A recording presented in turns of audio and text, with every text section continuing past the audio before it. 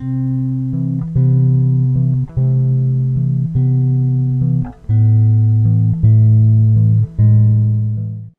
I'm Armand Diaz, back with another video astroblog. Today's the first in a series of talks about Uranus square Pluto, this big aspect that's in the sky. It's what astrologers are really focusing on when we talk about 2012, although actually the aspect lasts from 2012 all the way out to 2015. And in fact, because Uranus and Pluto will be in the signs that they're in all the way till 2018 and have been there for a while, this is a very long-lasting aspect, and it's really got our attention. It's got our attention because we can look back in the past and see when these two planets get into aspect with each other in a what we call a hard aspect, when they're kind of like with each other, things tend to happen. Now, the last time they were in aspect with each other was the 1960s, and that was big doings. And the time before that was the 1930s, and that was very big doings.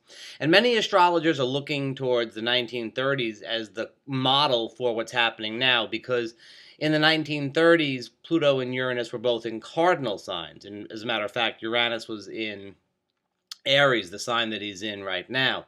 So we kind of look towards the 1930s and say, well, maybe changes like that. Well, that doesn't sound too good. The good thing is, though, that the 1960s, when these two planets were together in the sign of Virgo, kind of helped to sort of bump up our consciousness a bit, and maybe, hopefully, we don't have to act things out quite so dramatically as we have in the past. But certainly in cardinal signs, we have big doings with these two planets getting together and having a little bit of a square off with each other. Now, briefly, Pluto and Capricorn, deep changes to government, industry, the institutions and structures of society.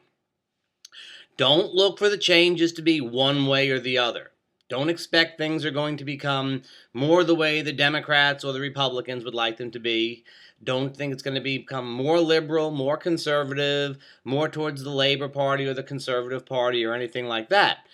Both sides are going to intensify each other, both sides of the equation, and some things that are not in those simple equations are going to intensify.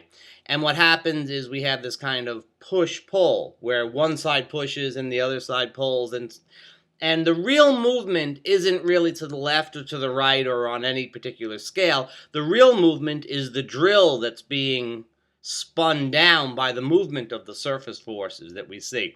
So for sure, you're going to see victories and defeats for conservatives, for liberals, and so on, but that's not really what it's about. The changes that are happening are changes that we really can't predict based upon those models that we have. In fact, what's really changing is the structure of those models themselves. Now, Uranus in Aries has a very, what I like to call the rogue energy, the pirate energy. Individually, you look for people who are really going their own way, doing their own thing. And collectively, you'll find groups that are sort of the same thing. You'll see groups that are going their own way, breaking away, going off the grid. Already we see things like WikiLeaks and Anonymous and Occupy Wall Street as being examples of that Uranus and Aries energy when it's applied to a group.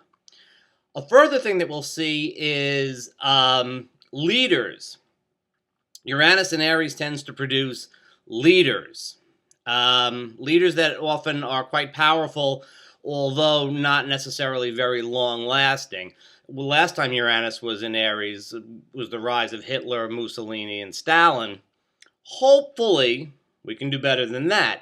But we will see the sort of atypical, off-the-grid type of leader, somebody who comes in with a sort of a radical idea, and it can be accepted. Now, not necessarily such a nasty type of person, because it was also the rise of Churchill and Roosevelt and some others.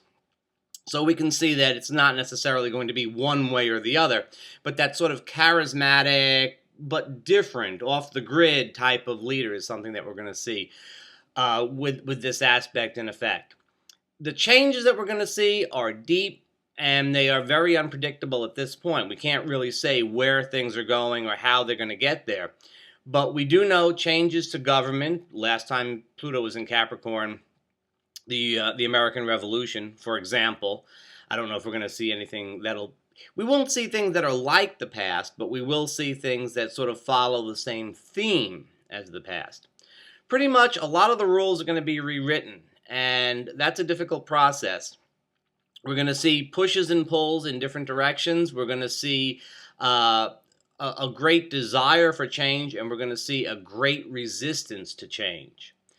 And we're going to see individuals who are really sort of leading the charge, and we are going to see individuals who are really sort of leading the effort to put the brakes on any changes that occur.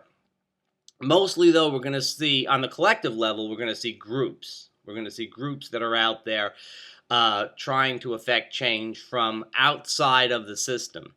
And the ultimate effect is that the groups that are outside of the system will widen and deepen and hopefully raise the level of consciousness within the group.